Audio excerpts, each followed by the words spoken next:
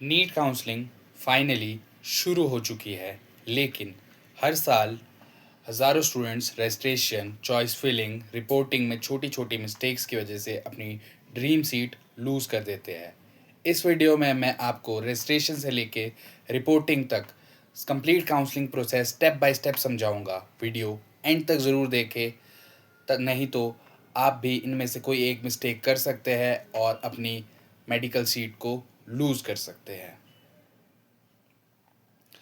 तो आज हम शुरुआत करेंगे रजिस्ट्रेशन से, फिर जाएंगे चॉइस फिलिंग, फिर रिपोर्टिंग और डॉक्यूमेंट्स पे शुरुआत करेंगे। तो देखो, अब आपका नीट क्वालिफाई हो चुका है। नीट क्वालिफिकेशन एक क्राइटेरिया है एलिजिबिलिटी का, जो कि सबसे इम्पॉर्टेंट है, लेकिन उससे भी इम्पॉर्टेंट है कि आपको अपनी काउंसलिंग भरनी है, वो भी एमसीसी या फिर अपनी स्टेट अथॉरिटी के ऑथराइज्ड पोर्टल से, है ना। और इसके बाद आपकी चॉइस फिलिंग बहुत ज़्यादा मैटर करती है। चॉइस फिलिंग इतनी ज़्यादा इम्पॉर्टेंट है, अगर आपने चॉइस फिलिंग गलत की तो आपकी ड्रीम सीट गई। और इसके बाद बात आएगी सीट अलॉटमेंट की, जो कि बहुत इम्पोर्टेंट एस्पेक्ट है। और फिर वहाँ उसके बाद आएगी आपकी रिपोर्टिंग एंड एडमिशन। कई बच्चे रिपोर्टिंग के दिन ही अपनी मेजर मिस्टेक करते हैं और अपनी सीट गंवा देते हैं। तो शुरुआत करेंगे हम आज डॉक्यूमेंट्स के साथ। तो मैंडेटरी डॉक्यूमेंट्स क्या क्या है?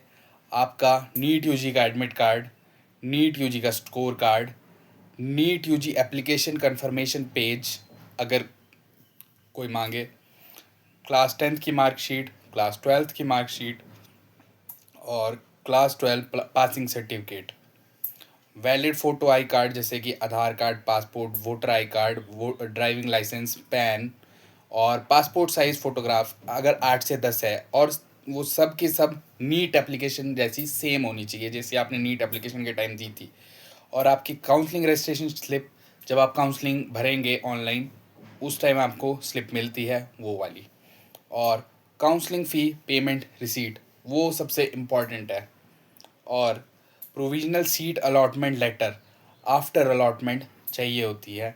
और कुछ कुछ अगर आप स्टेट कोटा के कॉलेज में भर रहे हैं तो आपको अपना domicile certificate, state quota eligibility certificate, bonafide income certificate और कभी कभी माइनॉरिटी सर्टिफिकेट, अगर आप माइनॉरिटी कोटा को क्लेम कर रहे हैं, जैसे ओबीसी, एससी, एसटी। और रिजर्वेशन के टाइम तो आपको पता है SC, ST, OBC, EWS, PWD, ex serviceman, freedom fighter, sports quota अगर आपके किसी कॉलेज में एप्लीकेबल हो। और ये एनआरआई के डॉक्यूमेंट्स है। और कुछ कॉलेज रिपोर्टिंग डॉक्यूमेंट्स जो कि मैंने यहाँ पर मेंशन कर दिए, आप स्क्रीनशॉट ले सकते हैं। ये भी आप स्क्रीनशॉट ले ले, ये तो आपने अब तक ले ही लिया होगा। और हाँ, हर एक डॉक्यूमेंट की 3 से 5 सेल्फ अटेस्टेड कॉपी ज़रूर रखें। सॉफ्ट कॉपी कन्फर्मेशन हमेशा होनी चाहिए आपके पास। और ट्रांसपेरेंट डॉक्यूमेंट का फोल्डर एक्स्ट्रा होना चाहिए आपके पास, एक जो आप अपने पास रखें, एक जो आप वहाँ पर सबमिट कर सके। और ब्लू और ब्लैक पेन और एक्स्ट्रा पासपोर्ट साइज़ फ़ोटोग्राफ्स हमेशा अपने ओरिजिनल और फोटोकॉपी दोनों को कैरी करें। अपने name, date of birth, category details match होनी चाहिए आपके डॉक्यूमेंट्स पे, और वो उस स्टेट की ही होनी चाहिए कैटेगरी। अगर आप गलती से दूसरे स्टेट की ले आए तो फिर प्रॉब्लम हो जाएगी, मतलब अगर आपकी स्टेट काउंसलिंग आप भर रहे हैं तो। और कुछ कुछ कॉलेज एडिशनल डॉक्यूमेंट्स मांगते हैं, तो आप उसकी वेबसाइट पे जाके चेक कर सकते हैं। तो अब अगली अगली चीज़ आती है चॉइस फिलिंग। चॉइस फिलिंग में मैंने आपको पहले भी कहा था कि आपने हमेशा ये फॉर्मूला यूज़ करना है: ड्रीम कॉलेज, टारगेट कॉलेज और सेफ कॉलेज।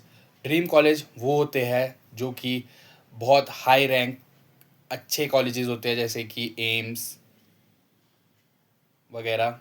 और टारगेट कॉलेज जैसे आपका अपना पर्सनल टारगेट कॉलेज, जैसे कि यहाँ हिमाचल में लोग ज़्यादातर आईजीएमसी के लिए जाते हैं।